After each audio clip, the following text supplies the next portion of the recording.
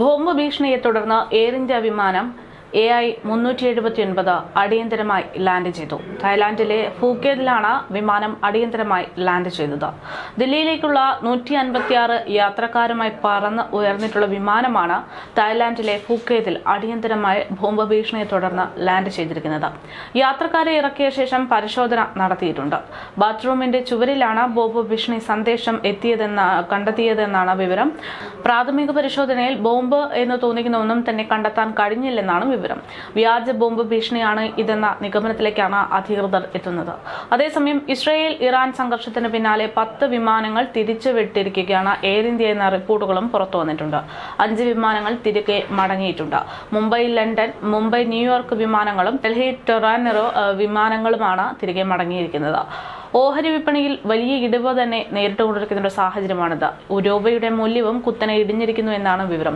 രാജ്യാന്തര എണ്ണ വിപണിയിലും ഈ യുദ്ധ പശ്ചാത്തലം വലിയ രീതിയിൽ മാറ്റങ്ങൾ ഉണ്ടാക്കി. സ്വർണ്ണവില പവന് 1560 രൂപയോളം കൂടിയിരിക്കുകയാണ്. ഇറാന്റെ ആണവ പദ്ധതികളെ ലക്ഷ്യമിട്ടായിരുന്നു ഇസ്രായേലിന്റെ ഇത്തവണത്തെ ആക്രമണമെന്നാണ് വിവരം. 2 ആണവ ശാസ്ത്രജ്ഞരടക്കം കൊല്ലപ്പെട്ടിട്ടുണ്ട്. റവല്യൂഷണറി ഗാർഡ് കമാൻഡർ ഹുസൈൻ സലാമിയും കൊല്ലപ്പെട്ടു എന്നാണ് വിവരം. ടെഹ്റാനിൽ നിന്നുള്ള വിമാനങ്ങൾ റദ്ദാക്കിയതായിട്ടാണ് ഇതുമായി ബന്ധപ്പെട്ട് ഇറാൻ അറിയിക്കുന്ന മുന്നറിയിപ്പ്. അതുമാത്രമല്ല, ഇസ്രായേലിൽ ആഭ്യന്തര അടിയന്തരാവസ്ഥ പ്രഖ്യാപിക്കുകയും ചെയ്തിട്ടുണ്ട്. ഭീഷണി ഒഴിയും വരെ ആക്രമണമെന്ന് ഇസ്രായേൽ പ്രധാനമന്ത്രി അറിയിച്ചിരിക്കുന്നു. ഇസ്രായേൽ ഇറാൻ സംഘർഷത്തിൽ ആശങ്ക അറിയിക്കുന്നത് ഇന്ത്യ രംഗത്തെത്തുന്നുണ്ട്. അതേസമയം തന്നെ ഇന്ത്യൻ പൗരന്മാർ കൂടുതൽ ശ്രദ്ധാലുക്കളാകണമെന്നുള്ള മുന്നറിയിപ്പും നൽകുന്നുണ്ട്. ഇസ്രായേൽ ഇന്ന് പുലർച്ചെ ഇറാനിൽ ആക്രമണം നടത്തുകയും ഇറാൻ തിരികെ ഡ്രോൺ ആക്രമണം ആരംഭിക്കുകയും ചെയ്ത സാഹചര്യത്തിൽ ഇറാനിലെ ഇന്ത്യക്കാർക്ക് ജാഗ്രതാ നിർദ്ദേശം നൽകിയിരിക്കുകയാണ് ഇന്ത്യൻ എംബസി. ഇന്ത്യൻ പൗരന്മാർ ജാഗ്രത പാലിക്കണമെന്നും അത്യാവശ്യമല്ലാത്ത എല്ലാ യാത്രകളും തന്നെ ഒഴിവാക്കണമെന്നും സുരക്ഷാ പ്രോട്ടോകോളുകൾ പാലിക്കണമെന്നും ഇന്ത്യൻ എംബസി അറിയിച്ചിരിക്കുകയാണ്. ഇതുമായി ബന്ധപ്പെട്ട് കുറിപ്പ് പുറത്തിറക്കി. ടെഹ്റാനിലെ ഇന്ത്യൻ എംബസി സോഷ്യൽ മീഡിയയിലൂടെ ഇന്ത്യൻ പൗരന്മാർക്കുള്ള മുന്നറിയിപ്പുകൾ നൽകിയിട്ടുണ്ട്. രാജ്യത്തെ ഇപ്പോഴത്തെ സാഹചര്യത്തിൽ ഇറാനിലെ ഇന്ത്യൻ പൗരന്മാരും ഇന്ത്യൻ വംശജരും ജാഗ്രത പാലിക്കണമെന്നുമാണ് പ്രധാനപ്പെട്ട നിർദ്ദേശം നൽകിയിരിക്കുന്നത്.